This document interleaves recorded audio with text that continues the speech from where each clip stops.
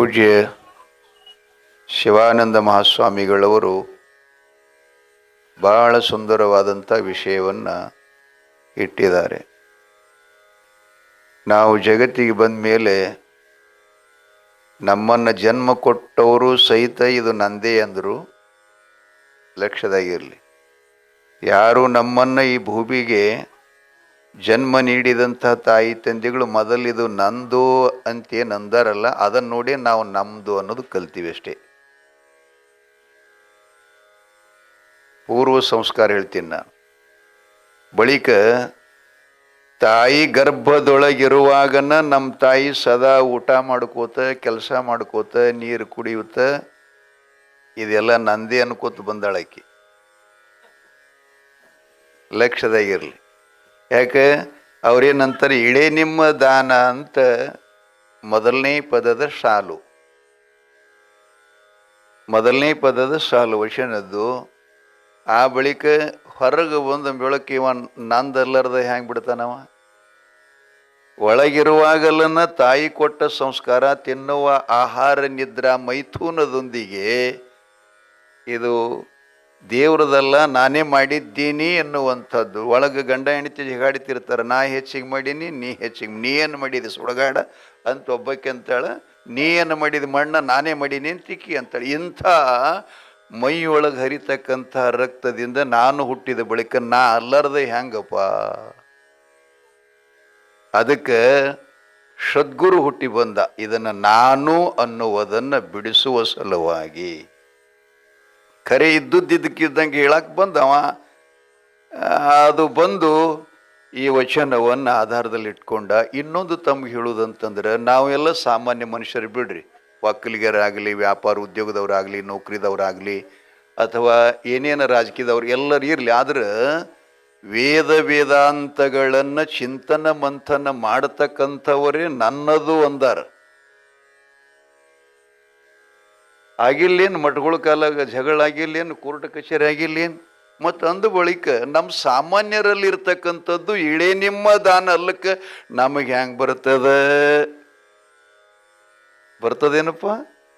ಹೇಳಕ್ಕೆ ಬಂದಿತ್ತು ಖರೆ, ಆದರೆ ಅದು ನಿನ್ನ ಹಿಡಿಯವಲ್ಲ, ಆಲಿಸಿದಾಗಳಹುದು.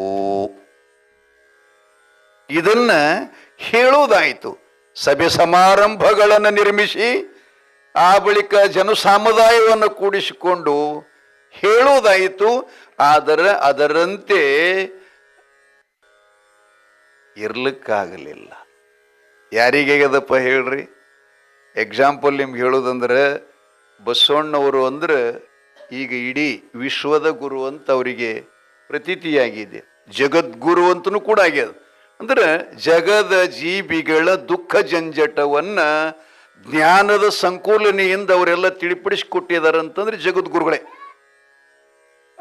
ಅವರು ಅಂಥ ಮಹಾಪರಮ ಜ್ಞಾನಿಗಳು ಕಲ್ಯಾಣದಲ್ಲಿ ಅನುಭವ ಮಂಟಪವನ್ನು ಕಟ್ಟಿಸಿದಾಗ ಅವ್ರ ಕಡೆ ಅದನ್ನು ತಿಳ್ಕೋಬೇಕಂಥೇಳಿ ಎಲ್ಲರೂ ಹೋದ್ರಿ. ಇವರೆಲ್ಲ ಜೇಡರ ದಾಸಿಮಯ್ಯ ಹೋದ, ಮೋಳಿಗೆ ಮಹಾರಾಯ ಹೋದರು, ಅಂಬಿಗಾರ ಚೌಡಯ್ಯ ಹೋದ, ಢೋರ ಕಕ್ಕಯ್ಯ ಹೋದ, ಚೆನ್ನಯ್ಯ ಹೋದ, ಮೇದಾರ ಖೇತಯ್ಯ ಹೋದ. ಆ ಬಳಿಕ ಅಲ್ಲಮಾದಿ ಪ್ರಭುಗಳು ಹೋದರು, ಮಹಾದೇವಿ ಅಕ್ಕ ಹೋದ್ಲು, ಎಷ್ಟು ಜನ ಹೋದರು? ಬಹಳ ಜನ ಹೋದರು. ಅವರು ಅಂಥ ಅನುಭವ ಮಂಟಪವನ್ನು ನಿರ್ಮಿಸಿ ಬಿಜ್ಜಳ ಮಹಾರಾಜನ ಮಂತ್ರಿಗಳಾಗಿ ಕಾರ್ಯನಿರ್ವಾಹಕರಾಗಿ ಕೆಲಸ ಮಾಡತಕ್ಕಂಥ ಬಸವಣ್ಣನವರಲ್ಲಿಯೂ ಕೂಡ ನನ್ನದು ನಂದು ಅನ್ನೋದನ್ನು ಸೂಕ್ಷ್ಮ ಅಹಂಕಾರ ಬಂದಿತ್ತಂತ. ಸೂಕ್ಷ್ಮ ನಾವು ವ್ಯಕ್ತಿ ಕೇಳಲ್ಲ, ಆದ ಘಟನೆಯನ್ನು ಬರೆದ ಲೇಖನ ಮಾಡಿದಾರಲ್ಲ, ಪುಸ್ತಕ ಓದಿ ಹೇಳಕತ್ತೀನಿ ನಾ. ಸೂಕ್ಷ್ಮ ಅಹಂಕಾರ ಬಂದಿತ್ತಂತ. ಆ ಸಮಯದೊಳಗೆ ಅಲ್ಲಮ್ಮ ಪ್ರಭುಗಳು ಆ ಕಲ್ಯಾಣಕ್ಕೆ ತಮ್ಮ ದಿವ್ಯಾರ್ಪಣೆ ಮಾಡ್ತಾ ಇದ್ದಾರೆ. ಅಲ್ಲಮ್ಮ ಪ್ರಭುಗಳು ಬರ್ತಾರಂತಂದ್ರೆ ಇಡೀ ಕಲ್ಯಾಣಪುರವೇ ಎಷ್ಟು ಜನರೆಲ್ರಿ? ಬರೇ ಪ್ರಸಾದ ಮಾಡವ್ರ 1,96,077 ಗಣಾಂಗಗಳು ನಿತ್ಯದಲ್ಲಿ ಬಸವಣ್ಣವ್ರ ಮನೆಯಾಗ ಪ್ರಸಾದ. ಅಷ್ಟು ಪ್ರಸಾದಿಗೆ ಯಾರು ಮಾಡಲ್ಲೇಕಪ್ಪ? ಆತ್ಮ ರಾಮಾನಂದ. ನಾವು ಒಂದು 100,000, 1000, 10 ಲಕ್ಷ ಮಂದಿಗೆ ಉಣಿಸಿ ನನ್ನಷ್ಟು ಜನರನ್ನ ಯಾರೂ ಕೂಡಿಸಿಲ್ಲ, ನಾ ಹಾಕಿದಷ್ಟನ್ನ ಯಾರೂ ಹಾಕಿಲ್ಲ ಅನ್ಕೋತ ಹೊಂಟಿವಿ ವಿನ ಇನ್ನು ನಮ್ಕ ದೊಡ್ಡವ್ರು ಎಷ್ಟು ಮಂದಿ ನಾವು ನೋಡೇ ಇಲ್ಲ. ಗಡಿಯಾಗ ಮೂತಿ ಹಾಕಿ ಬೆಕ್ಕ ಹಾಲು ಕುಡಿತಿರ್ತಕ್ಕಂಥ ಸ್ವಭಾವದವ್ರು ನಾವೆಲ್ಲ, ಯಾರೂ ನೋಡಿಲ್ಲ ಅಂತ ಮುಖ ಹೊರಗೆ ಬಂದ ಬಳಿಕ ಮನೆ ತುಂಬ ಮಂದಿ ಅದ ಜನ. ಅದು ಹಂಗೆ ಅರ್ಥ ಮಾಡ್ಕೋಬೇಕು ಜೀವನದೊಳಗೆ. ಇಳೆ ನಿಮ್ಮ ದಾನದ ಬಗ್ಗೆ ಸ್ವಲ್ಪ ಚಿಂತನ ಕೇಳ್ರಿ.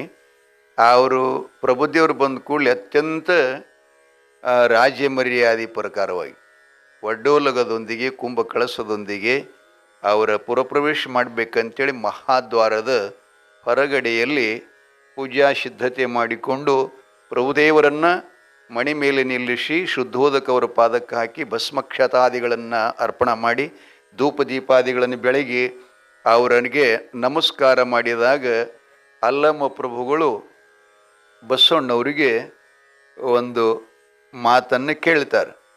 ಏನು ಕೇಳ್ತಾರೆ ಅಂದ್ರೆ, ಬಸವ, ನಿನ್ನ ಸುವಾರ್ತೆಯನ್ನು ಕೇಳಿ ನಿನ್ನ ಒಳ್ಳೆಯ ಅರಳಿದ ಪುಷ್ಪದ ಪರಿಮಳದ ವಾಸನೆಯನ್ನು ನೋಡಿಕೊಂಡು ಆ ಹೂವು ಎಂಥದ್ದೈತಿ ಅಂತ ನಾನು ಬಸವ ಕಲ್ಯಾಣಕ್ಕೆ ಬಂದೆ.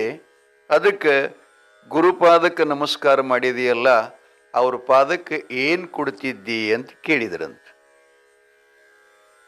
ಗುರುಪಾದಕ್ಕೆ ಏನು ಅರ್ಪಣೆ ಮಾಡವ ಅಂತ ಕೇಳಿದಾಗ ಬಸವಣ್ಣವ್ರು ಹೇಳಿದ್ರಂತ, ತನು ಮನ ಧನ ನಿಮ್ಮ ಪಾದಕ್ಕೆ ಅರ್ಪಣ ಅಂಥೇಳಿ ಹೇಳಿದ್ರಂತ. ಪ್ರಭುದೇವರು ನಗಾಕತ್ತರಂತ.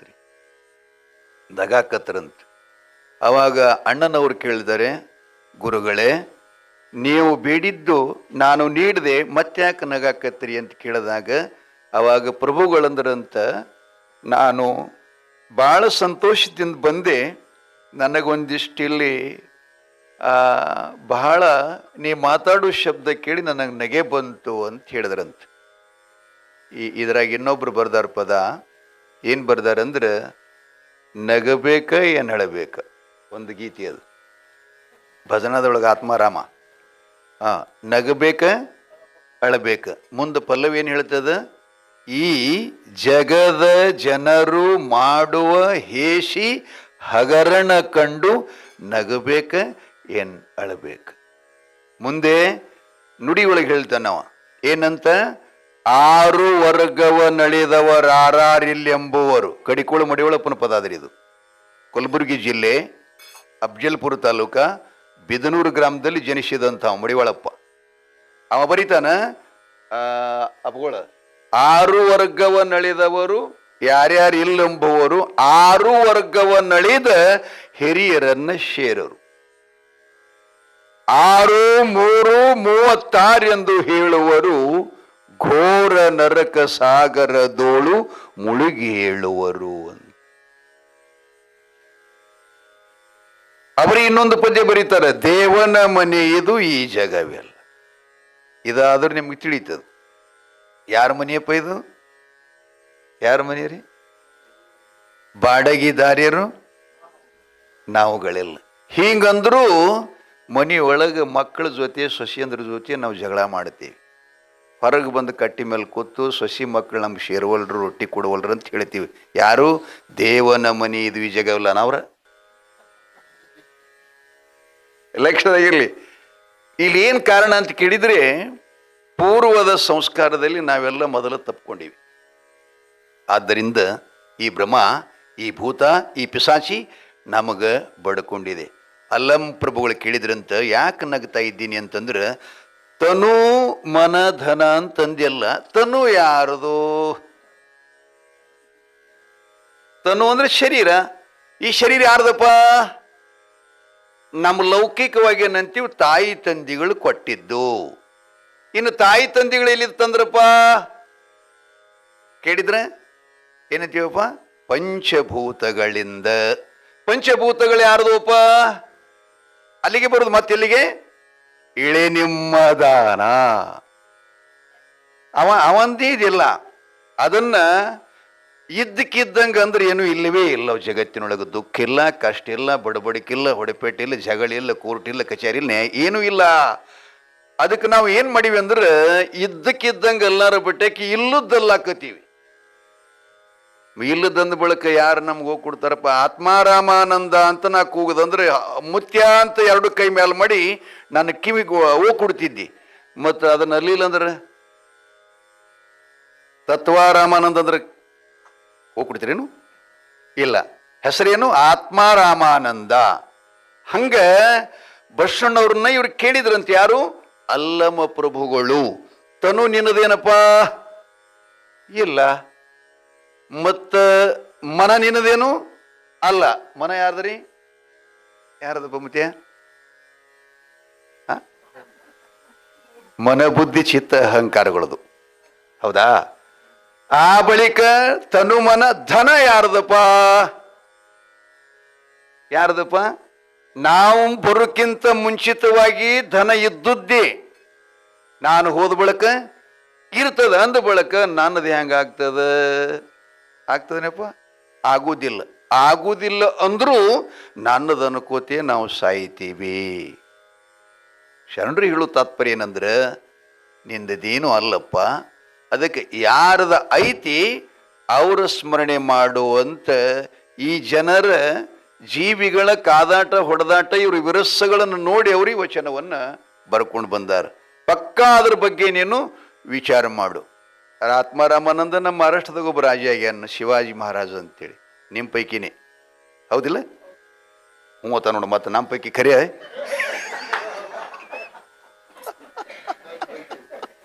ವಜೆ ಅದ. ನಮ್ಮ ಪೈಕಿ ಮೂವತ್ತ ನಾವು. ಯಾಕೆ? ಒಳಗಿಂದ ಹಿನ ವಾಸನ ಹೋಗಿಲ್ಲದು ನಂದು ಅಂದ ಒಳಗೆ ಇಳೆ ನಿಮ್ಮ ದಾನ ಅಲ್ಲಕ್ಕೆ ಹೆಂಗ್ ಬರುತ್ತದೆ? ಬರೋದಿಲ್ಲ. ಇಳೆ ನಿಮ್ಮ ದಾನ ಹೆಂಗಂತೀರಿ ನೀವು? ಒಟ್ಟ ಜೈಕಾರ ಹಾಕಲಿಗಿರಿ. ಶ್ರಾದ್ದ ಇಲ್ಲ. ಬಂಧುಗಳೇ, ಬಸವಣ್ಣವರಿಗೆ ಕ್ರಮವಾಗಿ ಕೇಳಕತ್ರಲ್ಲ ಪ್ರಭುಗಳು. ಅಲ್ಲಪ್ಪ ತನು ನಂದಂತ ಹೇಳಿ ನೀ ನನಗೆ ಅರ್ಪಣೆ ಮಾಡುತ್ತಾ ಇದ್ದಿ, ಇದು ನಿಂದಲ್ಲ. ಅದೇನ್ರಿ? ಇಲ್ಲ. ಯಾಕೆ ಅವ ಹೇಳಿದಾರ, ದಾಸಿಮಯ್ಯನವ್ರು ಹೇಳ್ಯಾರ, ಇಳೆ ನಿಮ್ಮ ದಾನ ಅಂದ ಬಳಿಕ ಇದು ತನು ನಿನ್ನದಲ್ಲ, ಮನವೂ ನಿನ್ನದಲ್ಲ, ಧನವೂ ನಿನ್ನದಲ್ಲ, ನೀ ಏನು ಕೊಟ್ಟಿ ನನಗೆ ಅಂದ್ರೆ ಆಗ ಅವ್ರ ಕಣ್ಣು ತೆರೆದ್ರಂತ. ಏನು ಕಣ್ಣು ತೆರೆದ್ರಂದ್ರೆ 1,96,077 ಗಣಂಗಗಳು ನನ್ನ ಮಹಾಮನೆ ಬಿಟ್ಟು ಅನ್ಯ ಕಡೆ ಯಾರೂ ಪ್ರಸಾದ ಮಾಡಲ್ಲ ಅಂತ ಸ್ವಲ್ಪ ಬಂದಿತ್ತಂತ.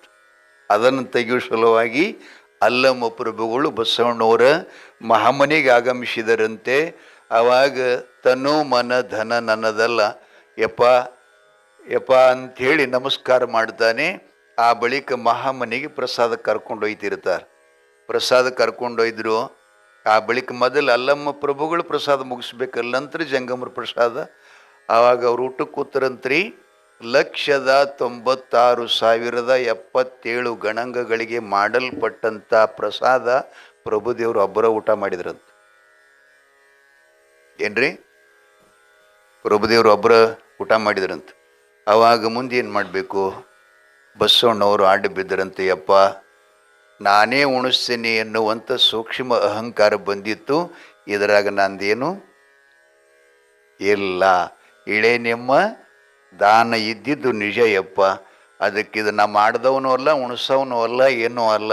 ಅದಕ್ಕೆ ಅವರು 1,96,077 ಗಣಂಗಗಳು ಉಪವಾಸ ಅದಾರ, ಅವರಿಗಿಷ್ಟು ಏನಾರ ಆಶೀರ್ವಾದ ಮಾಡು ಅಂತ ಕೇಳಿದಾಗ ಬಸವಣ್ಣವರಿಗೆ ಪ್ರಭುದೇವ್ರು ಹೇಳಿದ್ರಂತ, ಅವ್ರನ್ನೆಲ್ಲ ಹೋಗಿ ಕೇಳಿಬಾರಪ್ಪ, ಹೊಸು ಆಗಿತ್ತು ಅಂದ್ರೆ ಊಟ ಮಾಡಿ ಅವ್ರು ಕೊಡ್ತೀನಿ ಅಂತ ಹೇಳಿದ್ರಂತ. ಇವರು ಅಲ್ಲಿ ಹೋಗಿ ಜಂಗಮರು ಕೇಳೋ ತನಕ ನಾವೆಲ್ಲ ಊಟ ಮಾಡೀವ್ರಿ ಅಂತ ಹೇಳಿದ್ರಂತ. ಅವರು ಪ್ರಸಾದ ಮಾಡೀವಿ. ಹೆಂಗೆ ಮಾಡಿದ್ರಿ ಅಂತಂದ್ರೆ, ಅಲ್ಲಮ ಪ್ರಭುಗಳ ಹೊಟ್ಯಾಗ ನಾವು 1,96,077 ಗಣಂಗಗಳು ಒಳಗೆ ಇದ್ದೇವೆ ಅಂತ ಹೇಳಿದ್ರಂತ. ಅವ್ರು ತಿಳಿತಲ್ಲ ಬಂಧುಗಳೇ? ಹಂಗೆ ಶಿವಾಜಿ ಮಹಾರಾಜರು ಕೂಡ ಈ ರಾಜ್ಯ, ಈ ಪ್ರಜೆ, ಇವಕ್ಕೆಲ್ಲ ನಾನೇ ಮಾಡ್ತೀನಿ ಅಂಥೇಳಿ ಸ್ವಲ್ಪ ಅವರಲ್ಲಿ ಬಂದಿತ್ತು. ಅವರು ನಿಜವಾಗಿ ಗುರುಗಳ ಶಿಷ್ಯರೇ. ಯಾರ ಶಿಷ್ಯರಪ್ಪ? ಯಾರದ? ರಾಮದಾಸರು. ಬೋರ್ಜಗಲಿ ಮ್ಯಾಗಿಂದ ಎದ್ದು ಹೋದವ್ರಿ ಅವರು. ದಾಸಬೋಧ ಮನಾಚಿ ಶ್ಲೋಕ ಈ ಗ್ರಂಥದ ನಿರ್ಮಾಣ ಕರ್ತೃಗಳು ಶಿವಾಜಿ ಮಹಾರಾಜರ ಗುರು. ಅವರಲ್ಲಿ ಹಿಂಗೆ ಸೂಕ್ಷ್ಮ ಬಂದಾಗ ಒಂದು ಸಲ ಗುರುಗಳು ಮನೆಗೆ ಆಗಮಿಸಿ, ಏನಪ್ಪ ಶಿವಾಜಿ ಅಂಥೇಳಿ ಮಾತಾಡ್ಕೋತ ಅವ್ರ ಜೊತೆ ಕೂತ್ಕೊಂಡಾಗ ಒಬ್ಬ ಕಲ್ಲು ಹೊಡೆ ಅವನು ಕರೆಸಿದ್ರಂತ. ಕಲ್ಲು ಭೂಮಿಯಾಗಿದ್ದದ ಕಲ್ಲು ಹೊಡೆ ಅವನು ಕರೆಸಿದ್ರಂತ. ಆ ಕಲ್ಲ ಶೀಳದರಂತ ಕಲ್ಲಗಳ ಮಧ್ಯದಲ್ಲಿ ಒಂದು ಕಪ್ಪೆ ಇತ್ತಂತ. ಆ ಶಿವಾಜಿ ಮಹಾರಾಜರಿಗೆ ಕೇಳಿದ್ರಂತ ರಾಮದಾಸ್ ಸ್ವಾಮಿಗಳು, ಶಿವಾಜಿ ಇಷ್ಟೆಲ್ಲ ಪ್ರಜೆ ನನ್ನಿಂದ ಬದುಕ್ತದ, ನಾನೇ ಬದುಕಿಸ್ತೀನಿ, ಇವ್ರಿಗೆಲ್ಲ ಅನ್ನ ಹಾಕ್ತಿ ಅಂತಂತಿದ್ಯಲ್ಲ, ಈ ಕಲ್ಲು ಕಪ್ಪಿ ನಿನ್ನ ರಾಜ್ಯದಾಗೆ ಇಲ್ಲ? ಕಲ್ಲು ಕಪ್ಪಿ ನಿನ್ನ ರಾಜ್ಯದಾಗೆ ಇಲ್ಲ? ಮತ್ತು ಈ ಕಲ್ಲಿನೊಳಗಿರತಕ್ಕಂಥ ಕಪ್ಪೆಗೆ ಅನ್ನ ನೀರ ಇಟ್ಟು ಸಲುಹಿದವರು ಆರು? ಶಿವಾಜಿ ಮಹಾರಾಜರು ರಾಮದಾಸರ ಶ್ರೀಕಾಲ ಚರಣಕ್ಕೆ ಸಾಷ್ಟಾಂಗ ಎರಿಗಿದ್ರಂತೆ, ಯಪ್ಪ ನನ್ನಲ್ಲಿ ಬಂದುದು ಅಹಂಕಾರ ನನ್ನದಲ್ಲ, ಇಳೆ ನಿಮ್ಮ ದಾನ, ಇಳೆ ನಿಮ್ಮ ದಾನ, ಮಳೆ ನಿಮ್ಮ ದಾನ, ಸುಳಿದು ಸೋಸುವ ಗಾಳಿ ನಿಮ್ಮ ದಾನ. ಶರಣರು ಯಾಕೆ ಬಂದು ಈ ವಚನವನ್ನು ಜಗತ್ತಿಗೆ ಬಿತ್ತರಿಸಿದರು ಅಂತ ಕೇಳಿದ್ರಿ, ಬೀಜ ನಾವೆಲ್ಲ ಏನು ಇರ್ಲಾರ್ದಕ್ಕೆ ಇದು ನಂದೇ ಐತಿ ಅಂತಲ್ಲಕತ್ತೀವಲ್ಲ. ಬಸ್ ಸ್ಟ್ಯಾಂಡ್ದಾಗ ಹೋದ್ರೆ ನಂದೇ ಜಾಗ. ಯವ್ವ ನಿಮ್ಮ ಹೆಣ್ಮಕ್ಳ ಸಂಖ್ಯೆ ಸಿದ್ದರಾಮಯ್ಯಗೆ ನಿಮ್ಮ ಪುಕಾಟ್ ಮಾಡಿನ ಗಾಡಿ, ಬಸ್ನಾಗ ನಿಮ್ಮದೇ ಜಗಳ. ನಾನು ಸೀಟ, ನೀನು ಸೀಟ್, ಯಾರು ಸೀಟ್ ಅದು? ನಿಮ್ಮದು ಅಲ್ಲವೇ ಅಲ್ಲ ಅಂದರೂ ಸಹಿತ ಒಬ್ಬರಿಗೊಬ್ರು ಜಿಂಜಿ ಹಿಡಿದು ಕೇಳಬಾರ ಸುದ್ದಿ. ಶರಣ ಸಂತರ ನಾಡಿನಲ್ಲಿ ಇಲ್ಲಿ ಅಂಥವ್ರಾಗಿ ಹೋಗ್ಯಾರ. ಗರ್ಗದ ಮಡಿವಾಳಪ್ಪನವರು, ಶರೀಫ್ ಸಾಹೇಬರು, ಗೋವಿಂದ ಭಟ್ಟರು, ಇಲ್ಲೇ ಪಕ್ಕದಲ್ಲಿ ನವಲಗಿಂದದ ನಾಗಲಿಂಗಪ್ಪ, ಇದೆಲ್ಲ ಅವಧೂತ ಕಂಪನಿ ರೀ. ಅವಧೂತ ಕಂಪನಿ ಅಂದ್ರೆ ಲಂಗಾಕು ಖುದಾ ಡೇರೆ ಅಂತ ಒಂದು ಮಾತದ. ಲಂಗ ಯಾವದನ ಅವನಿಗೆ ಪರಮಾತ್ಮ ಸಹಿತ ಅಂಜಿ ಸತ್ತಾನತ್ರಿ. ಅವ್ರು ಹಂಗೆ ಇದ್ರು, ಅವರೆಲ್ಲ ನೋಡಿರಲ್ಲ ಅವ್ರ ಕತೆಗಳನ್ನ. ನಾನು ಸಾಕಷ್ಟು ಹೇಳ್ತೀನಿ, ಆ ಕಡೆ ಹೇಳ್ತೀನಿ, ನಿಮ್ಮ ಕಡೆ ಹೇಳಂಗಿಲ್ಲ. ಯಾಕೆ ಇಲ್ಲಿ ನಿಮಗೆಲ್ಲ ಅದ್ರ ಕತೆ ಹೊಸಾಕಾಗ್ಯದ. ಅಮ್ಮನವ್ರು ಆಗಳೊಂದು ಮಾತು ಹೇಳಿದ್ರು. ಅವರು ಏನು ಹೇಳಿದ್ರು ಅಂತಂದ್ರೆ, ಇಳೆ ನಿಮ್ಮ ದಾನ ಅಂದವರಿಗೆ ದೇವ್ರಿಗೆ ಹ್ಯಾಂಗ ರಕ್ಷಣೆ ಮಾಡ್ತಾನ. ಅಮ್ಮವರು ನಾನು ಒಂದು 5-10 ನಿಮಿಷನ ಕುತ್ಕೊಂಡಿದ್ದೇವೆ. ಅವ್ರು ಹೇಳ್ಯಾರ, ಅವ್ರಿಗೆ ಅದು ಕಲ್ಪನಾ ಆಯ್ತು ಇಲ್ಲ ನನಗೆ ಗೊತ್ತಿಲ್ಲ. ಆದ್ರೆ ಮಾತ್ರ ಇವತ್ತಿನ ವಿಷಯಕ್ಕೆ ಸೂಕ್ತವಾದಂಥ ಕರಿಬಸವೇಶ್ವರರ ಪವಾಡ. ಉಕ್ಕಡಗಾತ್ರಿಯ ಪುಣ್ಯ ಮಹಿಮಾ ಪುರುಷರ ಏನು ಅಂತಂದ್ರೆ, ಉಕ್ಕಡಗಾತ್ರಿ ಕರಿಬಸವೇಶ್ವರರ ಪರಮ ಭಕ್ತರು ಅಮೇರಿಕದವ್ರತ್ರಿ. 2 ಗಂಡ ಹೆಂಡತಿ, 2 ಮಕ್ಕಳು, 1 ಹೆಣ್ಮಗು. ಅವ್ರ ಕಂಪನಿ ಇದ್ದೋತ್ರಿ 2. ಆ ಕಂಪನಿಗಳು ಅಂದ್ರೆ ಸುಮಾರು 1000 ಕೋಟಿಗಳಕ್ಕಿಂತಲೂ ಹೆಚ್ಚಿನ ದೊಡ್ಡ ಕಂಪನಿಗಳು. ಇನ್ನ ಆ ಕಂಪನಿ ಒಳಗೆ ಒಂದಿಷ್ಟು ವಿರುಸಿರುತ್ತಿರ್ತದ. ಅವನ ಕಂಪನಿ ಚಲೋ ನಡೀತು ಅಂತಂದ್ರೆ ಇವ ಕಡಿಮೆ ಐತಂದ್ರೆ ಇವನ ಹೊಟ್ಯಾಗ ಸ್ವಲ್ಪ ಬೆಂಕಿ ಆಗ್ತದ. ಹೊರಗಿಂದ ಹಾಕೋತಾನ ಒಳಗೆ ಇರ್ತೈತಿ ಅದ. ಯಪ್ಪ ತಬಲವಾದಕರು ಇರ್ತೈತಿನೇ ಏನತ್ತರದಕ್ಕೆ ಜಠರಾಗ್ನಿ. ಅದಿದ್ರನ ಅನ್ನ ಪಚನ ಆಗ್ತದ. ಅದು ಎಂಥ ಬೆಂಕಿ ಅದು ಗೊತ್ತೇನ್ರಿ? ನಾವು ಎಷ್ಟು ತಿಂತೀವಿ ಅದಕ್ಕೆಷ್ಟು ಬೇಕು ಉಷ್ಣ ಅಷ್ಟೇ ಮಾಡ್ತಿರ್ತದದು. ಆ ಜಠರಾಗ್ನಿ ಶಾಂತ ಆಯಿತು ಅಂತಂದ್ರೆ ನಾವು ಡಾಕ್ಟ್ರ್ ಕಡೆ ಹೋಗ್ತೀವಿ, ಯಾಕೋ ಅನ್ನ ತಿಂದದ್ದು ಜೀರ್ಣ ಆಗಲಾಗ್ಯದ್ರಿ ಅಂತೇಳಿ. ಅಂದ್ರೆ ಬೆಂಕಿ ಆರ್ಯದ, ಸ್ವಲ್ಪ ಕಡಿಮೆ ಆಗ್ಯದ ತಿಳ್ಕೊಬೇಕು. ಒಲಿ ಮೇಲೆ ಇಟ್ಟ ಅನ್ನಕ್ಕೆ ನಾವು ತಕ್ಕಂತೆ ಕಿಚ್ಚು ಹಾಕಿದ್ರನ್ನ ಚೆನ್ನಾಗಿ ಕುದಿತೈತಿ. ಅದು ಅರ್ಧಕ್ಕೆ ಬಿಟ್ಟಿವಿ ಅಂದ್ರೆ ಅನ್ನ ಹಸಿ ಅರ್ಧ ಆಗ್ತದ, ಕುದ್ದದ ಅರ್ಧ ಆಗ್ತಿರ್ತಲ್ಲ. ಹೌದಿಲ್ಲವ? ನಿಮಗೆ ಅನುಭವಕ್ಕೆ ಬರಂಗೆ ಹೇಳ್ಬೇಕು. ಮತ್ತೆ ಏನೇನು ಸುಡುಗಾಡ ಆ ಅಣಗವಾಳಿ ಮುತ್ತಿಯವರಿಬ್ಬರು ಬಂದಿರು, ಅವ ಎಲ್ಲೋ ಸೋಲಾಪುರದವಂತ ಬಂದಿದ. ಏನು ಸುಡುಗಾಡಿ ಹೇಳೋದು ಹಿಂಗ ಏನು ಹೇಳೋದು? ಏನು ಹೇಳಕತ್ತಿದ್ನಪ್ಪ? ಜಠರಾಗ್ನಿ ಹೊಟ್ಟೆ ಕಿಚ್ಚು ಹೊತ್ತಿ ಒಬ್ಬೇನು ಮಾಡ್ದ, ರಾತ್ರಿ ಕರಿಬಸವೇಶ್ವರ ಪರಮ ಭಕ್ತರಾಗಿರತಕ್ಕಂಥ ಅಮೇರಿಕದವನು 2 ಕಂಪನಿಗೆ ಕಡ್ಡಿ ಕೊರೆದು ಉರಿ ಹಚ್ಚದ. ಶೇರ್ಲಾರ್ದವರು ಉರಿ ಹಚ್ಚಿದ್ರು. ಆ ಕಂಪನಿಗಳ ಮನೆ ಸಮೇತವಾಗಿ ಧಗ ಉರ್ಲಿಕ್ಕೆ ಶುರು ಮಾಡುದು. ಅವಾಗ ಗಂಡ ಹೆಂಡತಿಗೆ ಹೆಸರಾತು. ಅವಾಗ ಪತಿ ಅಂತನ ಹಂಗರ ಮಾಡಿಕೊಂಡು ಬೆಂಕಿಯಾಗಿಂದ ಕಡೆಯಾಗಿ ನಾವು ಬದುಕುನು ಮತ್ತೆ ಏನಾದರೂ ನಮಗೆ ಆಶೀರ್ವಾದ ಆತು ಅಂತಂದ್ರೆ ಇಂಥದ್ದು ಕಂಪ್ನಿ ಮತ್ತೊಂದು ಕಟ್ಲಿಕ್ಕೆ ಬರ್ತದ ಅಂಥೇಳಿ ಇವ ಅಂತಿದ್ದ. ಹೆಂಡತಿ ಆ ಕಡೆ ಕಡೆ ನೋಡ್ರದಾಗ ಅವ್ರ ಜಗಲಿ ಮ್ಯಾಗ ಕರಿಬಸವೇಶ್ವರ ಫೋಟೋ ಇತ್ತಂತ. ಏನ್ರಿ? ಉಕ್ಕಡಗಾತ್ರಿ ಕರಿಬಸವೇಶ್ವರ ಫೋಟೋ ಇತ್ತಂತ. ಆ ಎಮ್ಮ ಏನ್ ಮಾಡಿದ್ಲಕ್ಕಿ? ಕಂಪನಿ ಸುಳ್ಳಿ, ನಾವೂ ಸುಳ್ಳಿ, ಇಳೆ ನಿಮ್ಮ ದಾನ ಅಂತ ನಮ್ಮ ಭಾವದಲ್ಲಿ ಇತ್ತಿದಷ್ಟು ಎಲ್ಲ ಕರಿಬಸವೇಶ್ವರಂದು ಅಂತೇಳಿ ಸತ್ಯ ಇದ್ರ ಅವ ಕಾಪಾಡಿ. ಅದು ನಮ್ಮಲ್ಲಿ ಸುಳ್ಳಿತ್ತು ಅಂದ್ರೆ ಎಲ್ಲಾನು ನಾವು ಸಮೇತವಾಗಿ ಕಂಪನಿ ಕೂಡ ಸುಟ್ಟು ಭಸ್ಮ ಆಗಲಿ ಅಂತೇಳಿ ಆ ಫೋಟೋ ತಗೊಂಡಕ್ಕಿ ತನ್ನ ಎದಿಗೆ ಹಚ್ಕೊಂಡು ಪೂಜೆ ಮಾಡ್ಲಿಕ್ಕತ್ತಳಂತ.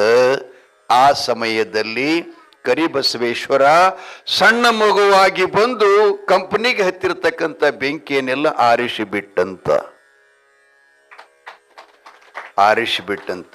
ಕಾರಣ ಯಾಕೆ ಹೇಳಕತ್ತೀನಿ ಅಂದ್ರೆ, ನಮ್ಮದಂದ್ರಿ ಅಂತಂದ್ರೆ ಒಟ್ಟು ಸರ್ವನಾಶ ಆಗ್ತದೆ. ಯಪ್ಪ ನಿಂದು ಅಂತಂದ್ರೆ ಸರ್ವತೋಮುಖವಾಗಿ ನಮ್ಮನ್ನ ರಕ್ಷಣೆ ಮಾಡ್ತಾನ. ಪುರಂದರದಾಸರು ಒಂದು ಗೀತೆಯೊಳಗೆ ಹಾಡ್ಯಾರ, ಸರ್ವತ್ರದಿ ವ್ಯಾಪ್ತನಾದ ಸರ್ವದೋಷ ರಹಿತನಾದ ಸರ್ವವೆಂದ್ಯನಾದ ಪುರಂದರ ವಿಠಲರಾಯ, ಇದು ಎಲ್ಲ ನಿನ್ನದು ಅಂತ ತುಕಾರಾಮ್ ಮಹಾರಾಜರು 3,000 ಎಕರೆ ದಾನ ಮಾಡಿದರು.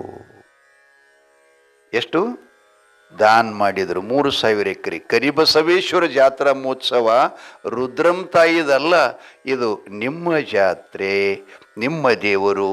ಈ ಒಂದು ಸತ್ಸಂಗ ಮತ್ತು ಸತ್ಪಾತ್ರ ಜಾತ್ರಾ ಮಹೋತ್ಸವದ ಅಂಗವಾಗಿ ಜೀವಿಗಳು ಆ ದೇವ ಕೊಟ್ಟ ಏನದಲ್ಲಿದು ಅವನಿಗೆ ಸ್ವಲ್ಪ ಅರ್ಪಣ ಮಾಡಿದರು ಅಂತಂದ್ರೆ ಅವ್ರಿಗೆ ಪುಣ್ಯ ಲಭ್ಯವಾಗಲಿ, ಅವರು ಸುಖವಾಗಿ ಬದುಕಲಿ ಅಂತೇಳಿ ಹಮ್ಮಿಕೊಂಡ ಕಾರ್ಯಕ್ರಮವೇ ವಿನಃ ಇದು ಮತ್ಯಾವುದು ಇದರಲ್ಲಿ ಅನ್ನೋದು ಅಂತಕ್ಕಂಥದ್ದು ಅಮ್ಮನವ್ರದ್ದು ನಮ್ಮದೇನೂ ಇಲ್ಲ.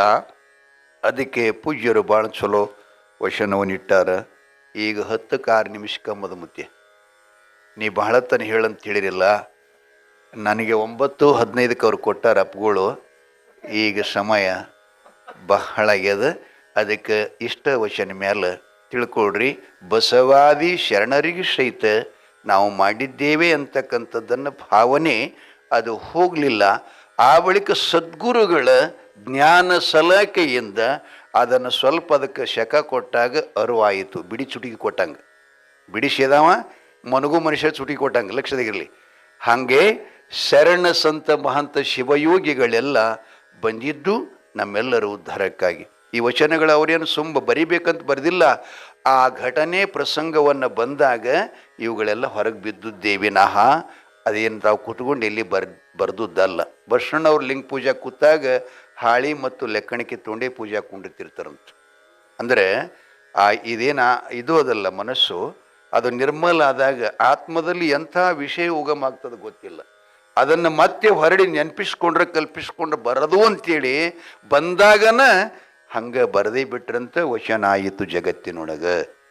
ಅದಕ್ಕೆ ತಾಯಿ ತಂದಿಗಳೇ ನನ್ನದು ಅಂತಕ್ಕಂಥದ್ದು ಅಪ್ಪಗಳು ಭಾಳ ಸುಂದರವಾಗಿ ಹೇಳಿದ್ರು. ನಂದಂತೀರಿ ಮತ್ತು ನನ್ನದಂತೀರಿ, ಇವು ಇಲ್ವೇ ಇಲ್ಲ ನೀವು.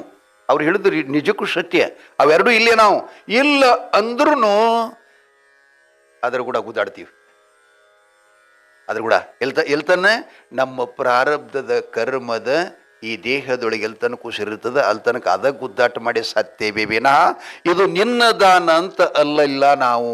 ಅದಕ್ಕಾಗಿ ಇದೆಲ್ಲವೂ ನಿನ್ನದೇಪ್ಪ ಅಂತಂದ್ರೆ ನಾವು ಯಾರೂ ಬಾಗಿಲಕ್ಕೆ ಬೀಗ ಹಾಕೋ ಅವಶ್ಯಕತೆನೇ ಇಲ್ಲ, ಯಾರ ಹೊಲಕ್ಕೆ ಕಲ್ಲು ಹೊಡಿಯೋ ಅವಶ್ಯಕತೆನೇ ಇಲ್ಲ, ಯಾರ ಹಾದಿ ಮೇಲೆ ಯಾರು ಮುಳ್ಳು ಹಚ್ಚಲಿಕ್ಕೆ ಸಾಧ್ಯ ಇಲ್ಲ. ಇದನ್ನು ತಿಳ್ಕೊಂಡು ನಾವು ದೇವೊಂದು ಅಂತಂದೇವಂದ್ರೆ, ಈಗ ನೋಡ್ರಿ, ಈಗ ಬಸ್ ಸ್ಟ್ಯಾಂಡ್ ಇದು ನಮ್ಮದಂತೀವ್, ಅಳಗೋಡಿಗೆ ಹೋದ ಬಳಿಕ ಯಾರ್ದೈತಿರಿ? ಆ ಬಸ್ ಸ್ಟ್ಯಾಂಡ್ ಬಿದ್ದರೂ ನಿಮಗೆ ಚಿಂತಿಲ್ಲ, ಬಸ್ ಸ್ಟ್ಯಾಂಡ್ ಕಟ್ಟಿದ್ರೂ ಸಂತೋಷ ಇಲ್ಲ. ಯಾಕಿಲ್ಲ? ಅದು ನಮ್ಮದಲ್ಲ, ಹೌದಲ್ಲ? ಹಂಗೆ ದೇವನ ಮನೆ ಇದು ಇಳೆ ನಿಮ್ಮ ದಾನ ಅಂದ್ರಿ ಅಂದ್ರೆ ನಿಮಗೆ ಚಿಂತಿನೇ ಇಲ್ಲ.